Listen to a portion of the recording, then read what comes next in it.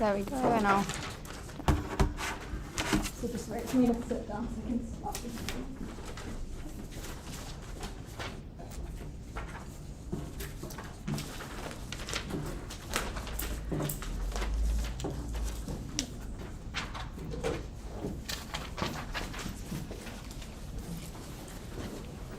Is this a good place to stand? Yeah.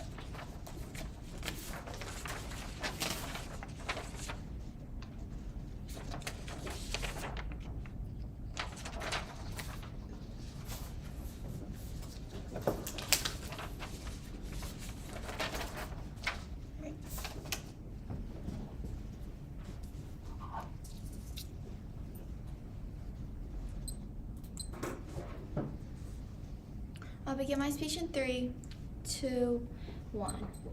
People want to succeed naturally, but New Zealand has prohibited people from growing the economy, from creating jobs, and from loving their work. It has only led to the housing crisis, the cost of living crisis. That is why I am so proud to affirm. I'm going to be doing 3 things in my speech today. First on setup, second on economy, and third of all on how workers individually feel about their jobs. First on setup, 2 things here. Firstly, how do we believe that this norm manifests? We think it does in 2 ways. A, we think it means that New Zealand as a community generally does not care about the work. It means that on this day-to-day scale, it means that people see work as a means to the end, and they don't actively chase careers for satisfaction. Instead, they find their meaning in other things outside their careers. B, we think it applies to most workforces simply because it is a norm. So this means that even if some workforces wishes to be more ambitious, they're never able to, at the point of where children are taught from a young age that informality is cool, that stringent expectations and extra work make for a horrible work life. It means that no workforce is ever able to go against this norm. Secondly, we want to characterize New Zealand's economy, that New Zealand's thing is really bad. But more so than that, we want to say that a lot of people just find a lot of fulfillment from their work. That is why, for example, in the experiments done to rats, they actively seek meaning from having a work. It gives them a meaning in life. It makes it feel like they are doing something. On to my first point then on the economy. At the top of this point, I want to characterize what New Zealand's economy looks like in the status quo, aka it's very bad. American butter is literally more affordable than our own at supermarkets. Houses in Auckland can go for millions of dollars that most people are never able to afford. It means that young people are increasingly feeling that they must go overseas just to access a job and a stable career. The first thing I want to prove them is how laid-back cultural norms actually impact the workforce and make it worse. Firstly, I want to say that when the workforce is very low pressure with very low deadlines, it means that there is never any real competition or formality, which just means that productivity tends to be low because there's less people working, and when people actually work, they just feel less pressure to achieve good outcomes. But second of all, it just means that the parliament, our government, the people who are making charge of our decisions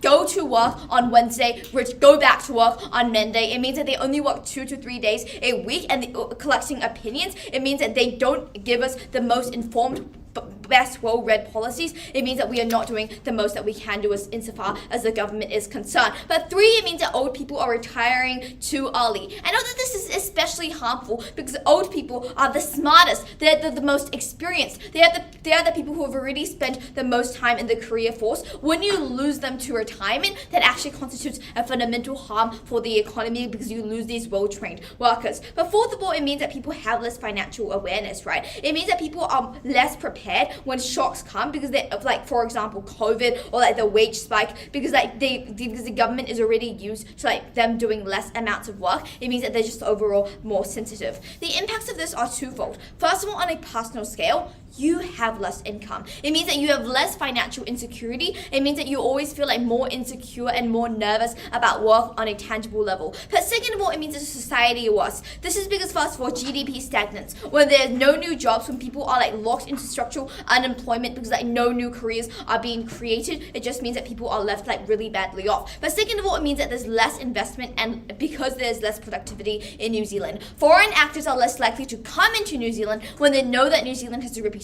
for not having the best workers. But three, it just results in the government deficiency becoming bigger. This impacts like how credit scores work. It means that people's loans goes up, and it risks people actually losing purchasing power. All of this is incredibly bad for New Zealand. Before I go into my second point, I'll take a POI.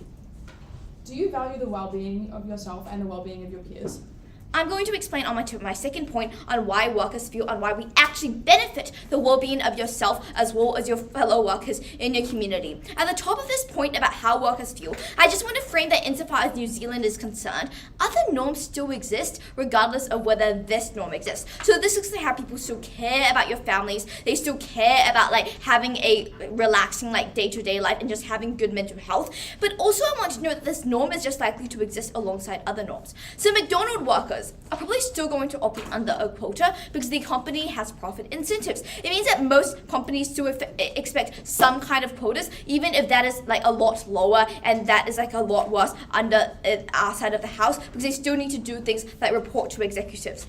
The first thing I'm going to explain then is why these laid-back norms specifically harms workers. And I want to frame here that this norm tends to apply specifically at a very individual level. That means that people are expected to be very laid-back in their interaction with other employees. This is because, first of all, that is something that people naturally want to buy into. They already want to feel like they're being very casual, that they're not having this very formal dynamic with the other workers. It's just more pleasant to interact with others. But secondly, that if your bosses and managers are all relatively chill, if you're not chill, that just makes you appear very aggressive, very try hard, and that is not something that people like.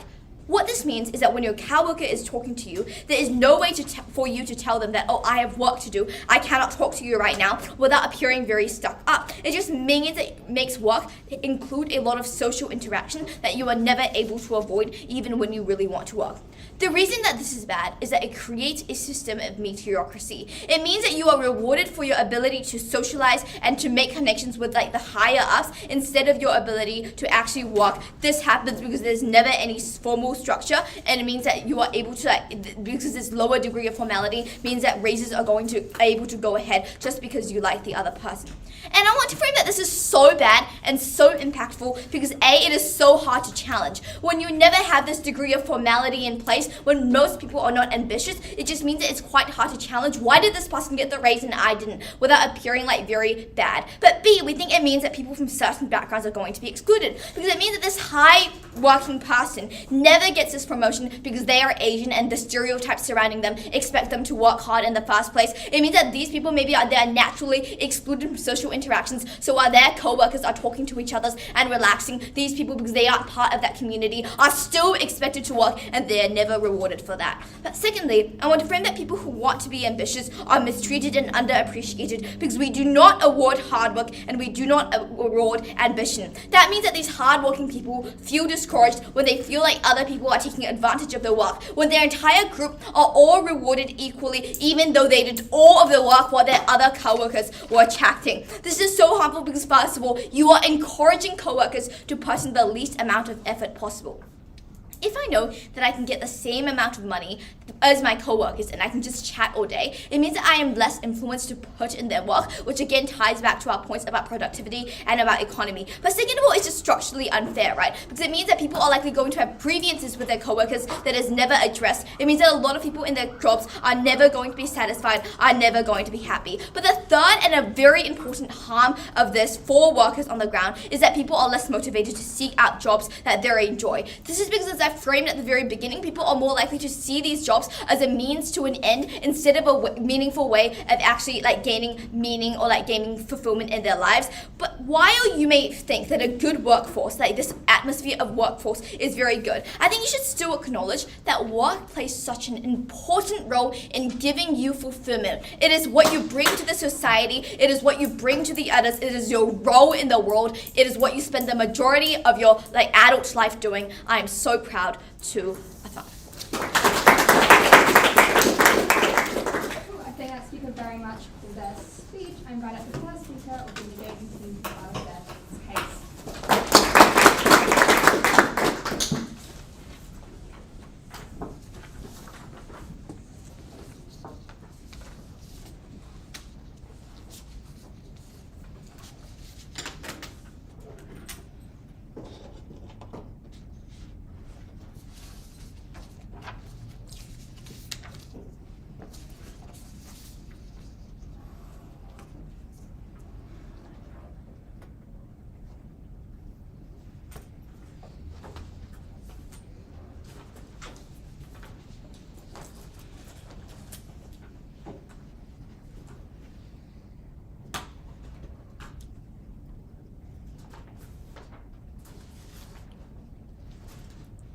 Life has never been about working so hard to the point at which you do not get a chance to go out and smell the roses ever. 3 things in this speech. Firstly, on setup. Secondly, on how personal well-being is affected. And thirdly, how does this affect society? Okay, firstly on setup. I'd just like to note at the top here that AF has been exceptionally uncharitable as like when they characterize how the narrative actually plays out, or the norm plays out in society, right? We tell you 3 things here about how it plays out in society. Firstly, it's like a norm is how we view others in the country and how other countries view us, right? So it's unlikely to have humongous like binding power over people and dictate exactly like what decisions they make and what they do, right? People can still have their own autonomy under this, right? So like even if you, like on our side of the house, we can still have ambitious people who want to do ambitious stuff, but just like don't feel like as like bound to this like norm, right? They can simply just, the norm is simply prioritizing these things over other things, right?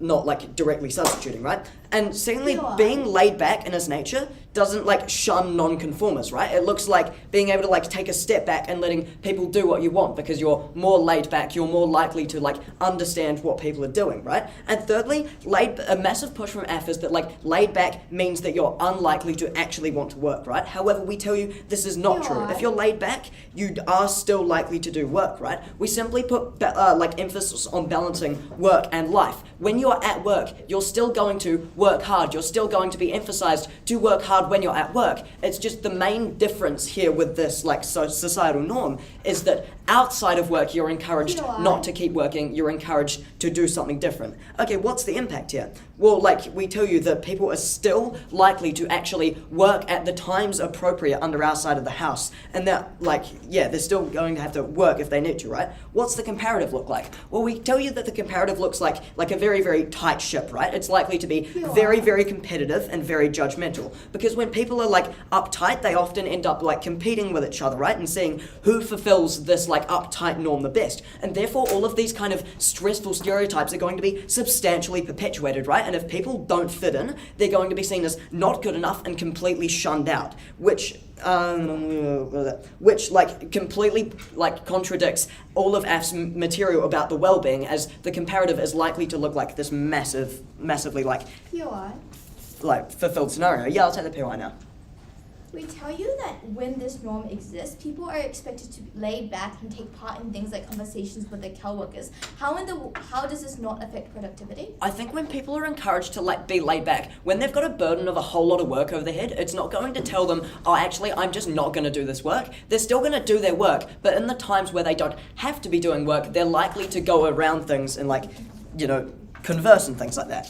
Okay, how is personal well-being affected? Some framing. Like, although norms, although they don't like completely guide thought, they do influence some sort of like thought and decision making based on like what you see around you, right? So why is personal well-being positively affected by the norms? 3 reasons here. Firstly, when there's more emphasis on like work-life balance, you're more likely to understand and know when enough is enough, because you're like trained and convinced that like you're like you shouldn't work too much, right? Which means you're going to be able to regulate yourself more efficiently. You're going to be able to plan efficiently because you want to, like when you've got this emphasis on work-life balance, you want to efficiently do work and plan all your work when it is work time, right? And do life when you're outside of like work.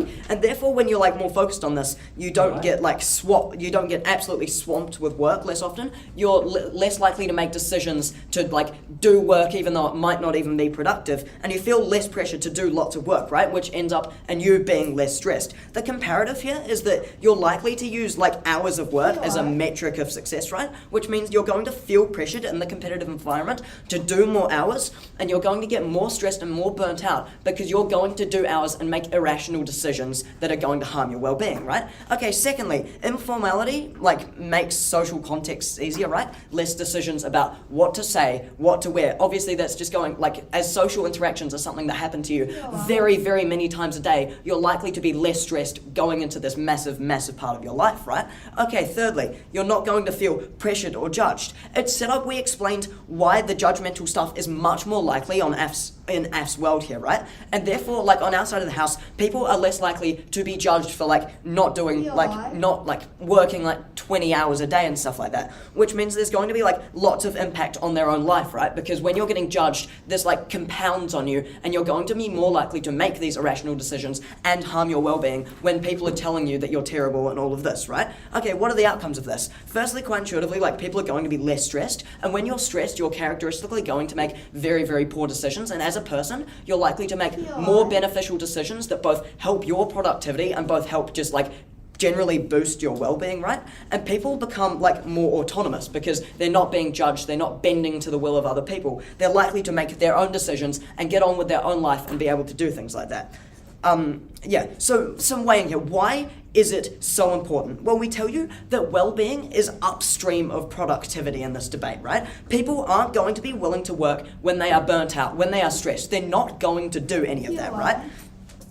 So then, like, people are actually likely on our side of the house, when they do their work and they're not consistently stressed and burnt out with it, they're likely to make better decisions and actually enjoy what they do a lot more, right? And this is when we tell you that you see things like productivity, you see things like innovation, when people genuinely have a love for what they do and aren't consistently stressed and swamped by having to do more and more and more of it, right? So you notice how this completely flips AF's material on like fulfillment from work, right? Because when you actually enjoy what you do, you're likely to be a lot more fulfilled, right? So at this point, AF doesn't have any of these well-being benefits. And also things like early retirement. When old people love their job, they're gonna keep doing their job, right? So we're not likely to see a lot of this like old people retirement, right?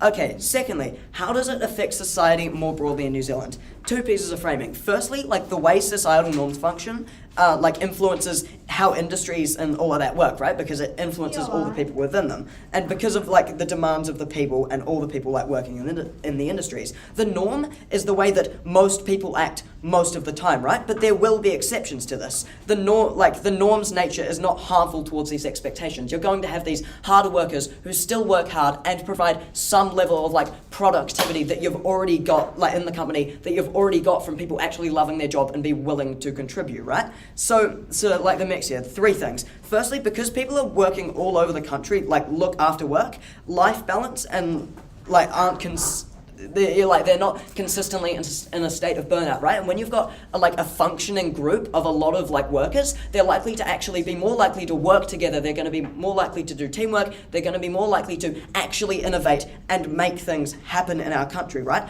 And when people like work outside of like the normal hours, like we tell you it's a minority, but they're still socially acceptable because when you're laid back, you're likely to still like not really care about people doing this, right? And we tell you that our like industries become more efficient because we don't have to worry about formality. We just kind of cut straight to the chase, right? So the outcomes of this, that like we get sustainable future workers, we get people in our industries that are likely to keep working and not get burnt out and not get out of work early, which is something that they will do on our side of the house. We get higher productivity and we get like more welcoming environment for multiple cultures because we are more social, because we are more laid back. We don't alienate people who don't necessarily work as much. And because of all of these reasons, we win this debate.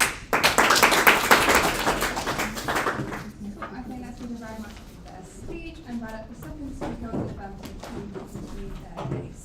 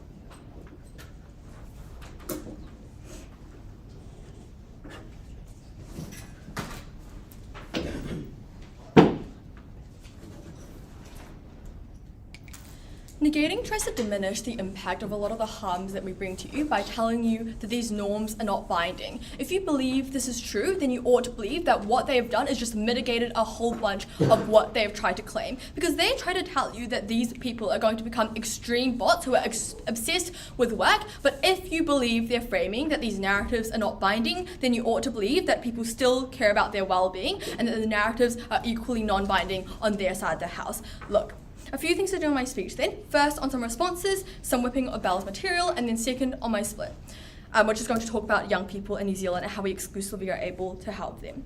The first thing I'm going to respond to here is this idea that you're going to still do work, but you're going to be more relaxed. Look, I think it is just inherently true that you do less work because first of all, there's less competitiveness, meaning there's less incentive for you to actually go out and do those extra hours. You have to believe that when the focus isn't on competition and on ambition, and instead in the comparative is on being laid back, is on being relaxed, you take on less responsibilities, you do less work. But the second layer to this argument is that your bosses just literally give you less work because they are also people who are impacted by this norm. They are also people who believe you should be more laid back. They give you less responsibilities. They take things more slowly. There is just less work that is done. You have to believe that economics is going to be harmed, that productivity is going to decrease because workers themselves place less expectations when it comes to how many things they do. Bosses place less expectations on them as well. But the response that they gave to this was that if you want to get productivity, you have to prioritize well-being first. Note here that this response doesn't actually attack our case because it just gives some mitigation about some upstream analysis. So if I prove to you that well-being still exists on our side of the house, then you necessarily have to believe all of the material on productivity still stands because they haven't done any work to respond to this.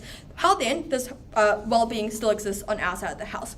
First of all, if it is so upstream, as negating tries to explain to you, then ambitious people are able to recognize this. If they want to be competitive in their workplace, if they want to get that promotion, they know they can't do it when they are burnt out and stressed and balding because of how little sleep they are getting. They're going to prioritize their well-being. Secondly, if you do believe their framing that norms aren't as binding as then you're going to believe that people are able to be productive but also still cater to their well-being. In Bella's speech, she explains to you why there are external narratives that still promote loving yourself, that still promote mental health. I think these are things that exist on either side of the house, meaning that what you have to believe in this debate is that you're able to get well-being on both sides of the house. What we get exclusively and very uniquely is the certainty in the fact that the economy is going to increase when you have more productivity, when workers are doing more. Before I move on to my split, then I'm going to whip some of Bella's material because she explained to you why people are going to be less motivated to seek out jobs that they enjoy. This was a huge benefit that we were able to get on our side of the house that has literally gotten zero response because people no longer see work as a means to an end because they are so laid back at work. Instead, they are able to look for things that they enjoy. They're able to actively seek out things that they can be competitive about, things that they can be ambitious about. Note that the impacts are twofold. First of all, this extends our economic benefits because it means that people are doing something they enjoy. They put more effort into us. You get more productivity. But second of all, you just have people that are more happy because they work in places where they feel fulfilled. They chase goals that they do think they can achieve. They are ambitious. They like what they do. Before I move on to my split, I'll take a point. When you're incentivized to work 14 hours per day, how are you actually going to actively engage with all of the other well-being stuff you tell us about? You're not incentivized to work 14 hours a day because you still want to go to bed, because there are still narratives that you ought to care about your well-being, that you can't just be a working bot. Even if you are incentivized to work for a few more hours, we are willing to just take this on because we think that the overall economy of New Zealand is going to increase. You get more productivity. This translates to on-the-ground benefits, such as a GDP that isn't stagnant, actually being employed, being able to have money to spend. I think you ought to believe that at the end of this, then we are able to actually help people because productivity increases. The final thing I'll say then is that because this is an enact emotion from the perspective of the workers, if we are able to claim that these large-scale benefits of improving New Zealand as a whole outweigh these, then I think we are able to win. But now I'm going to move on to my split about young New Zealanders. And the framing that I'm going to give to you at the top of this point is going to explain to you that, first of all, these narratives don't exclusively apply to the workforce, but they are also cultural, meaning they pervade other parts of New Zealand, such as education systems. Second of all, this looks like schools being set up to reflect the laid-back norms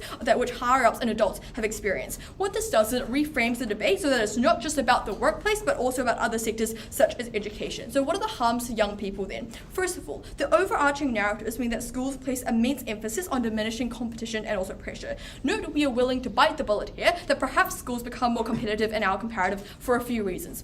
First of all, it translates to better future outcomes. Note that I flagged this earlier in my speech, because in the status quo, one of the biggest worries for young New Zealanders is getting a job. Most New Zealanders would be willing to take on a bit more stress at school if it meant actually being able to be employed and being able to fend for themselves and being able to afford that $1 million house, right? Because current issues such as frictional and structural unemployment, where there is a mismatch of skills between the workers and the economy and the skills that the economy requires, stem from a poor education system where students are not set up for the future. In our comparative, when you focus on things like competition, like ambition, like productivity, then you're able to set students up in rigorous ways. It means like making a better curriculum so that students are able to be ambitious and competitive. It looks like fostering those senses of always improving upon what you are doing. It looks like these kind of things. But second of all, even if you think it is symmetrical because New Zealand kids move into laid-back New Zealand workplaces, there are unique harms which we bring to students that choose to move overseas. This looks like going to a foreign uni in Australia, in the United Kingdom, in the United States, and not being able to keep up with the demands of your workload because all of your peers have already gone through high school with rigorous expectations that are placed onto them. Maybe as a student you were just super goated and you were able to keep up, but it probably still takes time to adjust. It is still going to be a period of time where you feel immensely uncomfortable and really, really out of place. I think the reason where these students are very important are twofold. First of all, oftentimes you're going to have New Zealanders who go overseas for unis with the intent of coming back to the nation because they have familial ties, because they love New Zealand, because they love the environment. These are the people who bring in unique human capital in terms of knowledge and unique perspectives. It looks like Nancy Liu, who went to Harvard for her education and then came back to New Zealand, is able to work in government and bring these skills back to our nation. Insofar as these individuals contribute to New Zealand growth, when cultural norms that they've been brought up to hinder the amount of growth that they're able to achieve and their ability to succeed, you ought to believe that these laid-back cultural norms have done more harm than good. Second of all, when ambitious people go overseas and they see the competitive workplaces and they see the ambitious systems that are set up, this is something that resonates with them. This can often just be the tipping point for these important humans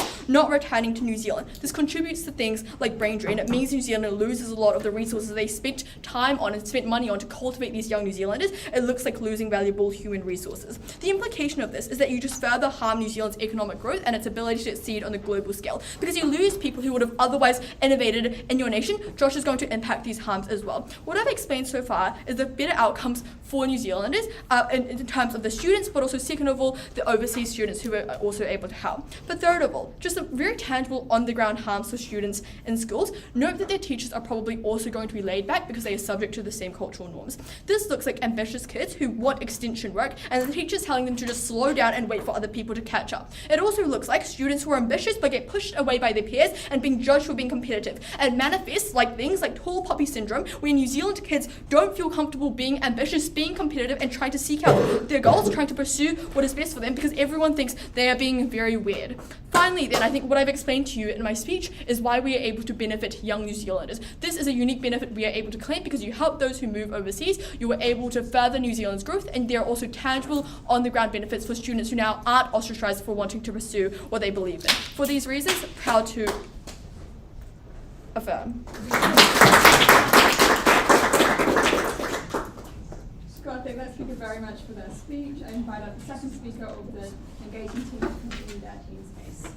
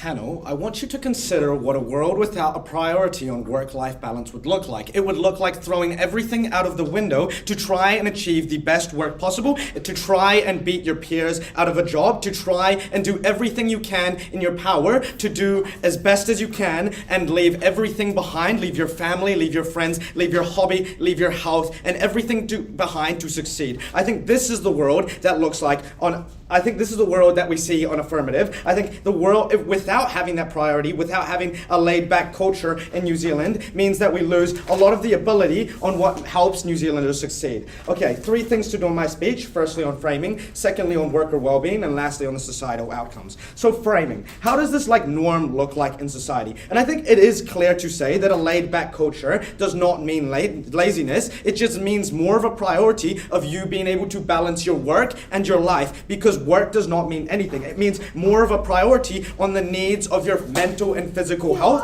on your interests, on your longevity. I think it means you will try to enjoy and connect more with your peers at a workplace, but also outside of it. And I think it does mean that you take less pressure for tasks and work reviews, but because of the fact that you do not want to work yourself too hard, but you still want to fulfill the work you have to do. There are still accountability mechs in place. I just think this means that you take less pressure in it. I think this means that you don't always, even if you don't always have to make everything 100%, even if this means that you don't always have to be perfect, you still don't beat yourself up about it. I think this means you still work hard. It just means that not everything is taken so seriously. And I think the claim here that less work or bosses provide less work is a little bit untrue here, because there's still corporate pressure. There is that still set quota of work that needs to be done. I think this analysis here is wrong, falls out of the debate, and I think you still do the work in place because of those accountability mechanisms. And so what does a cultural norm act and sort of affect society? In what way? And I think it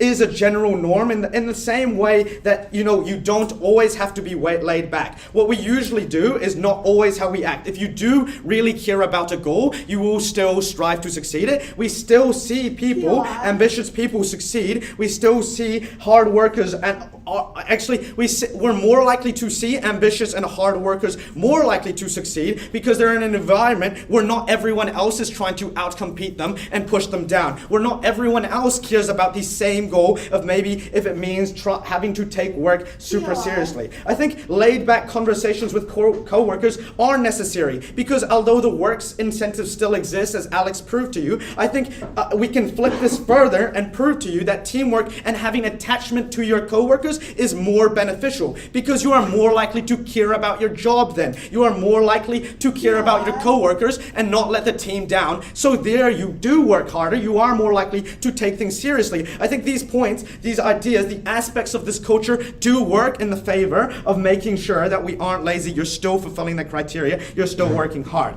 Okay, then what do we think about worker well-being? Sort of how does it clash with having ambition and competition? I think well-being is not achieved if you are always caring about the work at hand. I think this stress of not being able to achieve your goals, I think the stress of always living with such huge ambition is really detrimental, because you do not get that fulfillment. Because if your whole life is made out to be goals and just trying to achieve the next one, moving on to the next, I think you never get that fulfillment. You never get that. You are always living on stress. The harm of not even achieving those goals, since you've taken them so seriously, is also incredibly detrimental. It's an exclusive harm on our side of the house. I think the claim that ambitious people don't know how to prepare themselves for burnout is untrue, and I've got 3 reasons why. I think firstly, humans constantly cannot deal with competition. As much as you want to claim that people will try and live as good as possible, when you see someone else trying to overtake you, it is often that you also want to try and catch up to them. You see your peers try and outcompete you, try to work harder than you. I think eventually you also try and deal with that. You try and catch up to your peers. both of you will end up burning yourselves out. I think the constant stress over meeting deadlines and trying to produce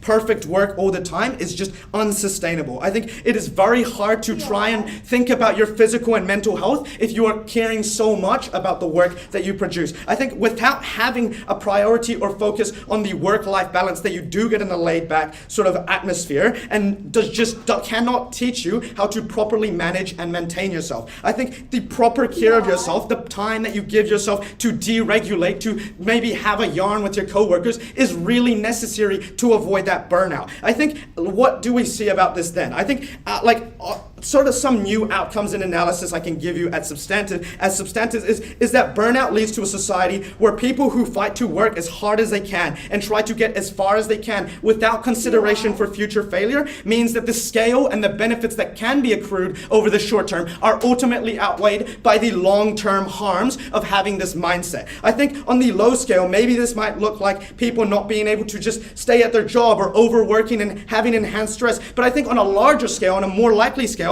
I think we see more increase in people giving up on life, on giving up on their job, because they can no longer maintain the perfect work output. I think you never get the overall benefits of longevity. I think you never get people, I think you get more wasted resources by people trying to fix their burnout, the deficit and the effort that was created by trying to repair the huge amounts of wasted energy and stress and harms caused by that burnout. And I think lastly then, on the fulfillment, I want to give you the points that Alex told you around how stress makes you hate your job. You cannot feel fulfilled, you cannot feel stable and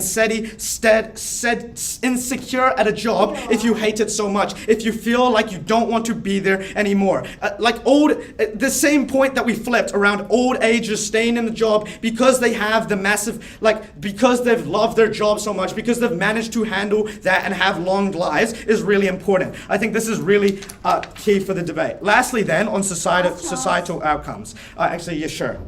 So the laid-back culture is weak enough that ambitious people are still able to get what they deserve, but strong enough that a person who is lazy will now feel pressure to neglect their health? I'm sorry, I don't understand. I think in a laid-back culture, I think there's still a quota. A lazy person will still fulfill the work that needs to be done. I think an ambitious person does manage to get ahead because not everyone else is trying to push them down because of the fact that a laid-back culture is welcoming. Okay then, what do we get on societal outcomes? Quickly to manage the split point around young New Zealanders. And so firstly on the education system. I think the education system is in fact a system where NCEA grades in the curriculum do reward hard work, do reward you taking time. I think teachers are willing to see students to succeed. I think ambitious students and I think tall poppy syndrome is an outcome of competition, of students trying to push themselves down. I think in fact in a laid back environment, I think students are more welcoming. Students are more prepared to learn how to manage school and life. School and having to deal with everything other things. I think it means you are more prepared for after high school, because if you are overworked in high school, how do you expect to be prepared for university life? How do you expect to be prepared to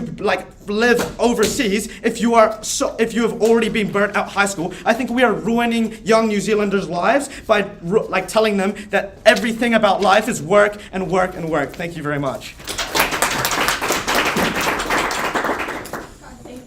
Very much for their speech, and invite up the first speaker of the team to finish off a substantial portion of their side.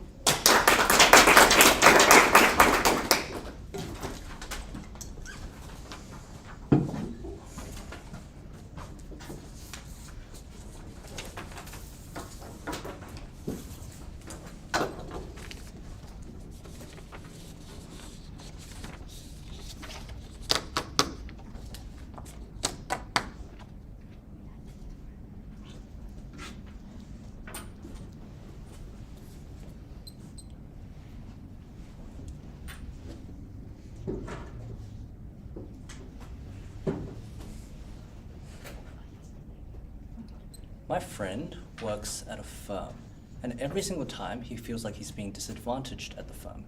He says that his other co-workers are leeching off of him. They're taking their presentations away from him. They're doing things that they shouldn't be doing on their side of the house. My friend is extremely burnt out every single day. That is the type of culture that they create. Because even if you say that for the majority of people they are still relaxed, they have to consider that for many people in New Zealand who have to work minimum wage jobs, for many people in the status quo who are stressed and burnt out, these people are disrecognized because of the culture of meritocracy created on their side of the house, because of the fact that you rely on your ability to appease the boss instead of the work that you put in. That is a distinction that I want to make, and that is what I want to push to you in my case today. Two questions. Firstly on economics, secondly on well-being. Firstly on economics. The first thing I just want to point out at the very top of this clash is that it's been quite uncharitable, because I think they try to claim that on their side of the house they're still going to have economic growth, but on our side of the house everybody's just going to be completely burnt out. I think what's fair to say in this debate is that both sides of the house just either take the extremes, because otherwise on our side, on both sides of the house, it just becomes murky, because we can also have people feeling kind of good, and they can also have people feeling kind of good. I think it should be very, very charitable here to assume that you just take the most extreme case, because that is where the most differences can be made. So, under that framing then, I'm going to explain to you why, even if you do get burnt out, even if people are completely exhausted, why that's still better than the comparative. But the first thing to point out here is that we still have a host of analysis which are just simple economic mechanisms as to why we get more job growth, more economic growth, more productivity. But I'll give you the impacts on a personal level. You can check this in your notes. We told you, for example, that it's things like Parliament being more efficient. We gave you a variety of these reasons, and this needs to be dealt with at third, because even if it doesn't, it means that the amount and extent of economic change that we can get on our side of the house is so large, because they haven't responded to anything that has come out from our side. So at the very top here, I just want to point out the massive amount of non-response and how important that is, because that means the degree of economic impact, the degree of money that we are able to get on our side of the house is just going to be far more substantial. But what were the responses here? The biggest response was just to claim that, oh yeah, on our side of the house, people are going to have to work 14 hours a day, or that people still work on their side of the house. Let's first deal with their claim that people are going to have to work 14 hours a day. The first thing I just want to note is I just don't think this is true. Why? Because you have to note that, for example, New Zealand is a very small country, geographically isolated from the rest of the world. We aren't pressured to be like a lot of these other nations who are competitive, etc., to do 14-hour-a-day work weeks, etc. But secondly, we just say that we also have a pretty laid-back culture inherently aside of these cultural norms. For example, it looks like, for example, going to the beach, etc. It looks like, for example, things like rugby culture, etc. These all mean that people aren't likely going to completely burn out and work 16 hours a day. But secondly, we just say that people also don't want to work a lot. We think this is naturally intuitive. But let's take their best case here and assume that people do have to eventually work 14 hours a day. Why are we willing to bite that bullet? The thing to note here, and the thing that they missed in Bella's setup, is the massive amounts of economic problems happening in our country right now. People are suffering from cost of living crises. People cannot afford a home. People cannot pay their bills. People are struggling. And insofar as this financial security is a far more proximate struggle to them, because if they cannot pay their bills, and if they cannot buy a house, those struggles compound and they are over the entirety of your life. It means that on their side of the house, they're going to be stressed out even more. Because even if they are able to relax at their workplace and they are able to, chat up with their mates, etc., they still have these compounding struggles. And we just say that if you do have to work 14 hours a day, it means that on our side of the house, you can guarantee financial security for the things that genuinely matter, for the things that extend after you go to work. But finally, the final response I want to point out here is that we just never claimed that you necessarily had to work 14 hours. We also claimed that productivity increases. So what that means then is that you're probably going to earn more money, and therefore you can take more vacations away. You can take your family and children away, etc. You are more able to provide for them on our side of the house insofar as you have a greater degree of income.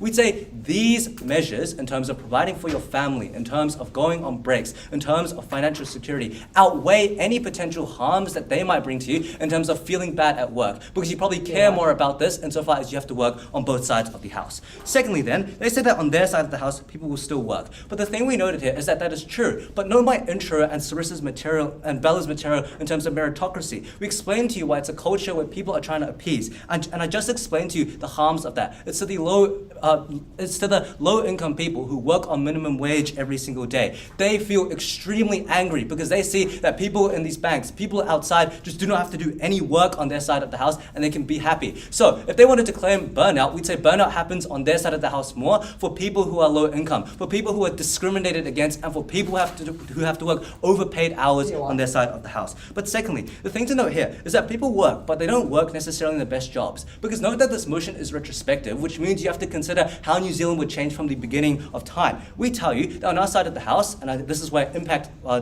do the impacting of what Sarissa told me to do, we tell you that there's probably more investment. This looks like, for example, the fact that you can not only just have like Crimson Education and Sinlay, but you're going to get significant more amounts of these investment firms. You're going to get significant more amounts of these startups. Why are these startups so important? Because one, it means that you reduce things like unemployment, but two, it means that people just get paid more because the work that you have to do is more high level. More people from international companies want to come to you because they want your jobs, because they want your people to work for them. This is important because yes, people still work, but people get less money less money on the time that they work. Comparatively on our side of the house, when you consider the motion from the very beginning of time, people are able to earn more money on our side of the house because you get more expansion, etc. What you should believe at the end of this question is that the economy is just far better on our side of the house, and that outweighs anything that they might want to claim to you about how you feel about well-being. But let's chat about well-being. Before I do that, I'll take POI. If you feel proximate struggles in your life, wouldn't that be motivation to not be as laid back and work outside of these social norms? Yeah, but the problem is that people cannot, no matter how hard they work in the status quo,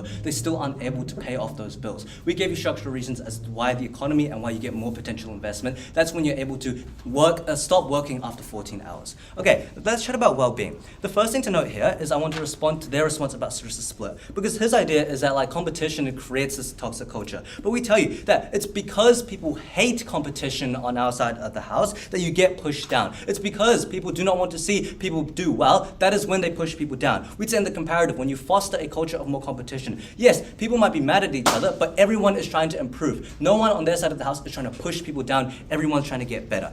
What that means is that Sarissa's split should still stand, and that's extremely important because young people are the future of New Zealand. Young people are the future of the country that we are in right now.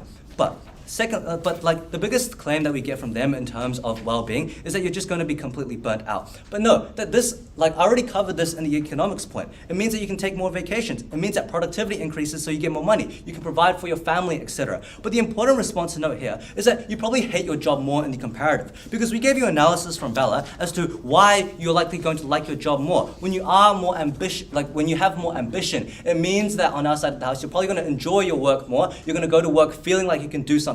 But also we told you that you're going to like your work more because it felt more equitable, because it felt more fair. People weren't meritocratic, people weren't trying to appease the boss. That means on their side of the house, people are likely going to hate their job more. That's easier for them to burn out. Comparatively on our side of the house, when you like your job more, sure, you might have to work longer hours, but we think you like it more. But even if it isn't, it's a wash. At the end of the day, even if well-being is a wash, we win on the economy, and you outweigh the economy because of the proximity of its struggles. For all those reasons, I'm very proud to propose. Thank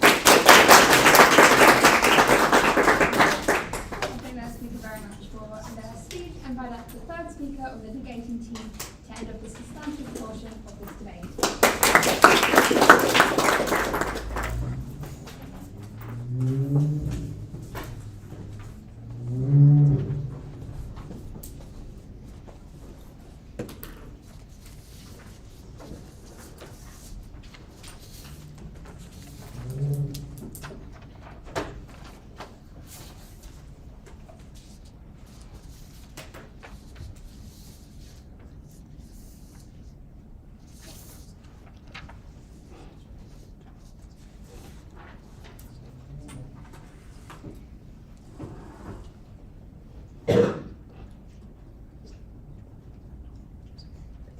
A couple of things in my speech. Firstly, on the norm, secondly, on the economy, and thirdly, on education. But before I get into that, some framing.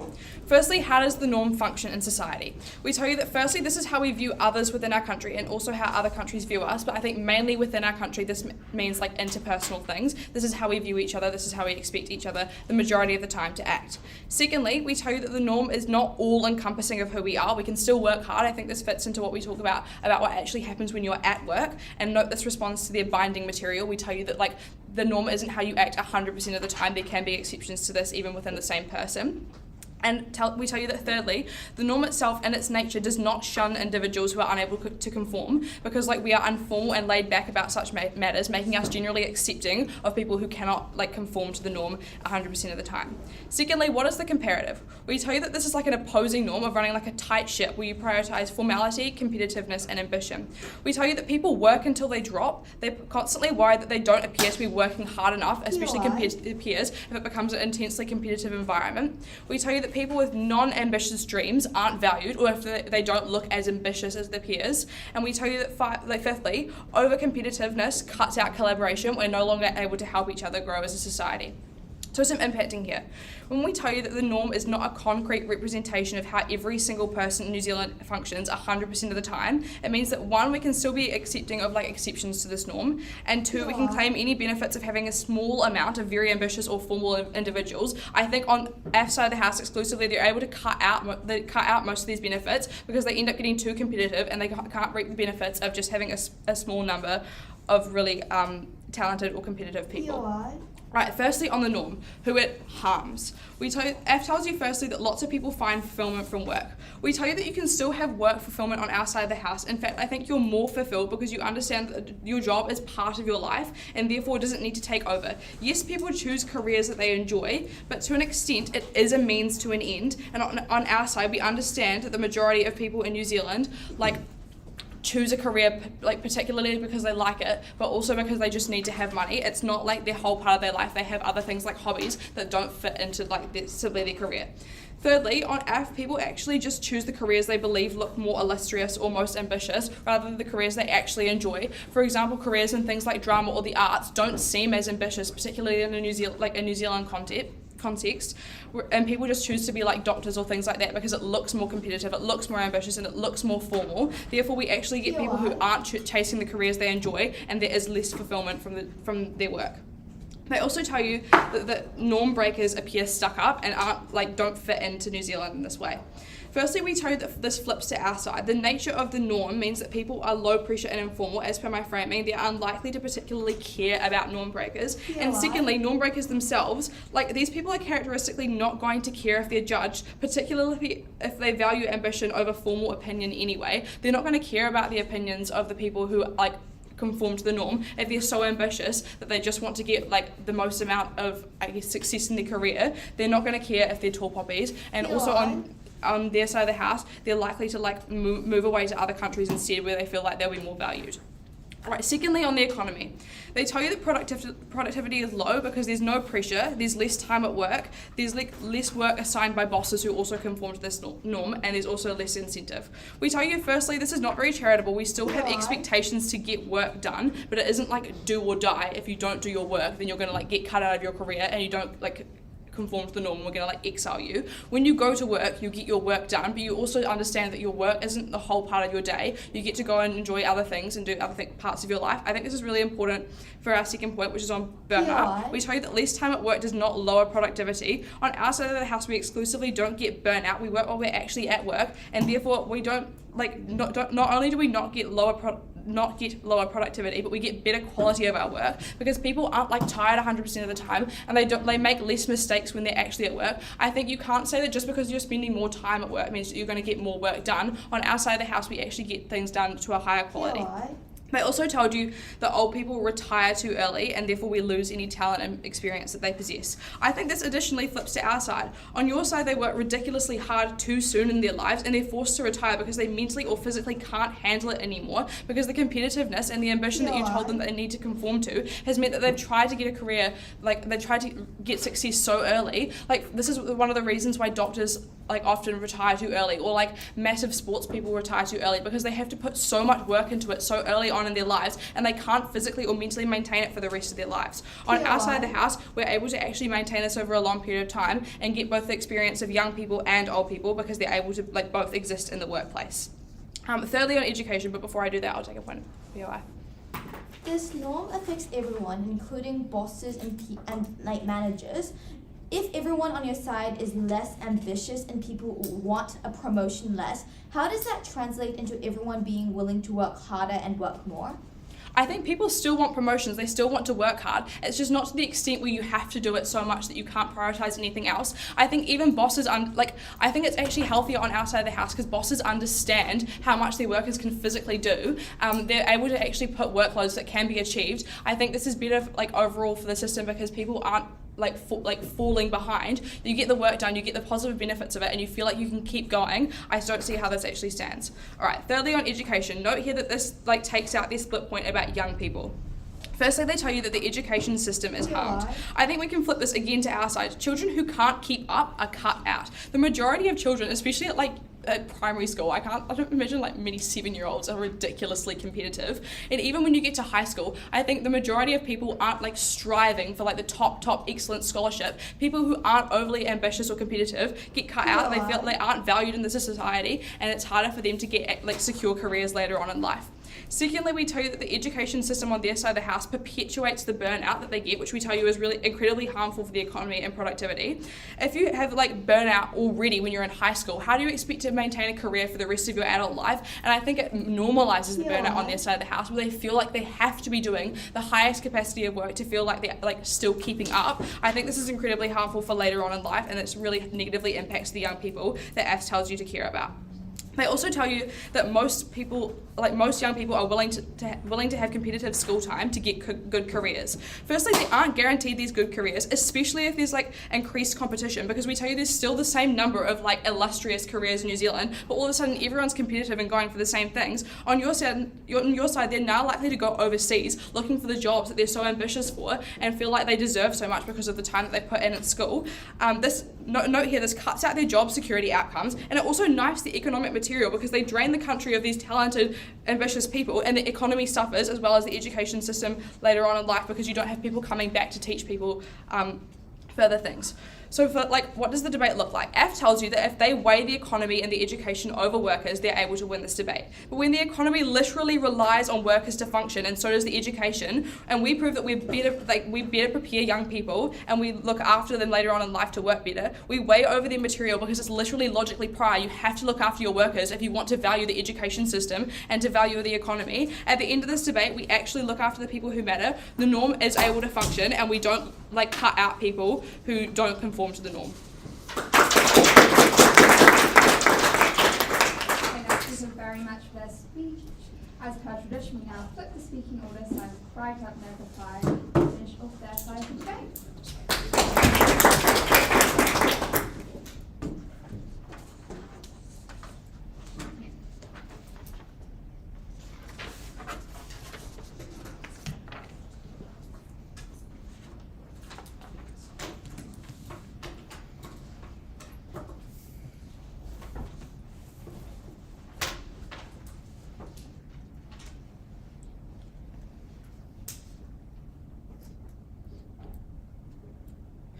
The ability to prioritize a work-life balance, to be able to know that there's more to life than just working and working and working, is a very important skill. And I think we weigh this really highly in this debate. I think this is what teaches young New Zealanders to properly learn how to live life. I think this is what keeps an economy running. I think this is what keeps people from burning out. I think this is what wins us the debate. Okay, 3 things to do in my reply. I think firstly, we have to characterize the norms and sort of how they affect the debate. Secondly, on workers, how they feel, what happens to them. And lastly, on sort of the societal outcomes and sort of the split between the education and sort of economy analysis. So firstly then, what do these laid back norms look like? And I think it is prioritizing a work-life balance, but I also think it means that it is that emphasis to believe that you have to also care for your needs. It means caring for yourself and not just the work. I think it means placing your priorities as not just work becomes the number one, but it means connection becomes very important. I think it means also being able to take care of yourself becomes very important. This will later become relevant in the debate. I think this is a realistic characterization that you edges can buy. I think secondly, what does a world then, without that norm then look like? And I think the tight ship characterization that we give you is very important. And I think the fact that the likely environment as people see others succeeding also want to succeed succeed too. I think without that laid-back sort of norm integrated in place means that people will start to feel that competition, will still feel that pressure because they have no other thing to hang on to. There is no laid-back priority in their lives. And I think you do see that very dangerous environment where you do get that very harsh working conditions, where you do end up working 14 hours a day, where the immediate pressures become relevant to you. I think that is the likely realistic scenario in this debate. So then, what do we get on workers? And I think worker well-being is a really like argued clash here, because worker well-being is really important because one, stress often affects the quality of the work that they can produce, and we gave you mechanization, we gave you explanations on why stress worsens on affirmative, but also why the work and quality of work they produce worsens. I think the burnout, like the mechanizations we gave you around burnout was really, really strong. I think people do feel that immediate pressure. To point out like low income workers feeling stress in the status quo isn't enough. I think in the affirmative side of the motion, I think low income workers are the ones that continue to be stressed out because now there's competition at the lowest end of their profession, of their positions, for their positions. I think lastly then, I think we had a sub point on fulfillment, and I think fulfillment was really, really important because at the end of the day, if people feel happy, if people feel like they enjoy their jobs, if they feel like if bosses understand that life is more than just the work that they can produce, this is really key. I think people stay in careers and jobs for longer, and that accumulates more benefits, which is what weighs highly in this debate, because it means we get more good come out of the potential harm. I think it means more happier, fulfilled people, meaning that they can focus on other aspects in their life. I think this point is really important. So, lastly then, on total societal outcomes. I think the point around education is really important, because sure, we can have large priority for students to work hard, but I think the value of the problem for students who don't succeed, the problems for students who are left behind, who are overworked, left quote unquote prepared for after high school is really dangerous. I think education around being able to learn and being able to have teachers that understand you is really important, because New Zealanders don't learn to come back, because New Zealanders learn to hate their country because they've just been overworked. And I think you do get more brain drain. I think lastly on the economy, I think the economy runs fine. It was never proven by AF, never pointed out why exactly the laid back culture creates these huge housing harms, these huge economic downs, right? Proud to negate. Thank you. Thank you very much for this speech. I invite the last speaker for this debate, Aphrodite, to end on this debate.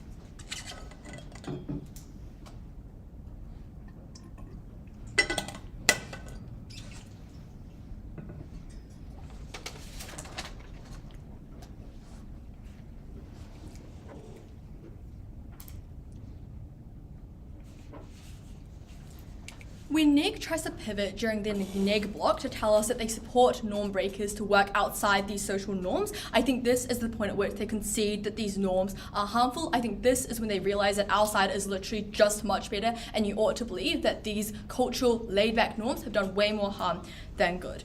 Look, negating tried to win this debate on individual well-being. They told you that people are always going to be stressed and always going to be burnt out on our side of the house. But note that they failed to contend properly with the comparative, because the comparative was never that people are negating are just always going to be happy. The comparative was that people who are ambitious become scrutinized by society. High-achieving students and individuals can never actualize their goals, and on negating, people hate their jobs. They see them as a means to an end. They actively seek out measures to do less work. The economy becomes stagnant. You have to believe that these laid-back norms have done way more harm than good. First, let's talk about the economy. Note that I think their lack of response to target the crux of our argument means that you intuitively have to believe that we are already ahead with a huge benefit to New Zealand's economy and all the downstream impacts that we get. How did we win on this then? I think the simple calculus here is just that more work done in the same time frame means that your productivity increases, you are able to have more output, your economy is going to improve. To prove this then, all we needed to do was show you that we're going to do more work within the same period of time. Why was this the case? Lots of reasons. First of all, you take on more responsibilities. There is a focus on ambition, on competitiveness. Second of all, your boss gives you more work because they are allowed to do this now. Cultural norms don't frown upon this. Third of all, you like your job more. Note all the ballotus material that we whipped down the line that didn't get responded to. Fourth, you are rewarded for being ambitious and competitive. You are incentivized to do more work. Fifth of all, you actually feel appreciated for your work as someone who is ambitious. And the sixth thing that explained why we actually get more work in the same time frame and why we're able to uniquely get this productivity was negating's own push on the fact that people now become working at robots for 14 hours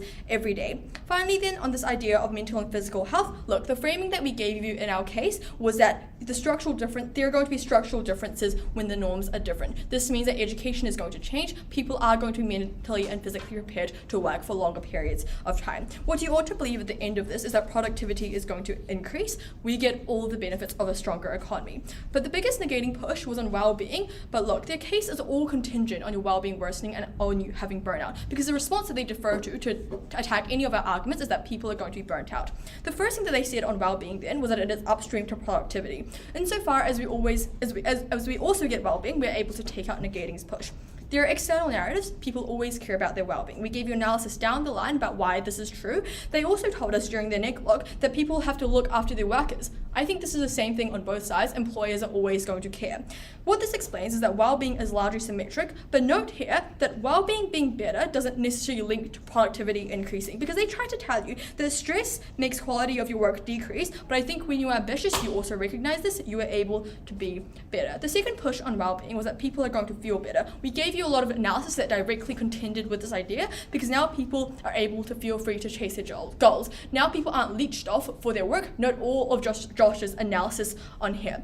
Finally then, we explained how we're able to help students uniquely from the get-go, because you change structural inequalities that mean that New Zealanders can now go overseas, get those amazing skills, and now bring them back to society. Students are going to be ambitious. This is good. They tell you that ambition and competition is going to make everyone want to leave New Zealand.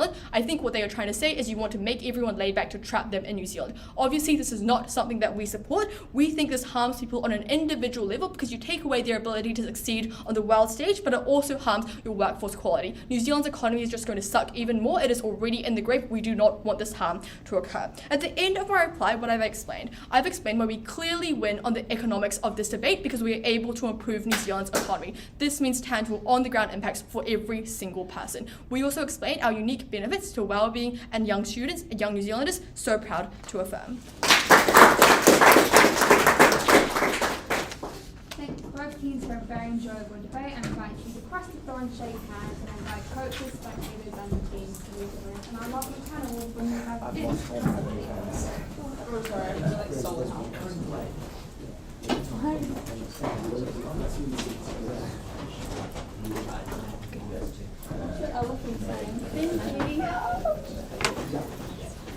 Thank you.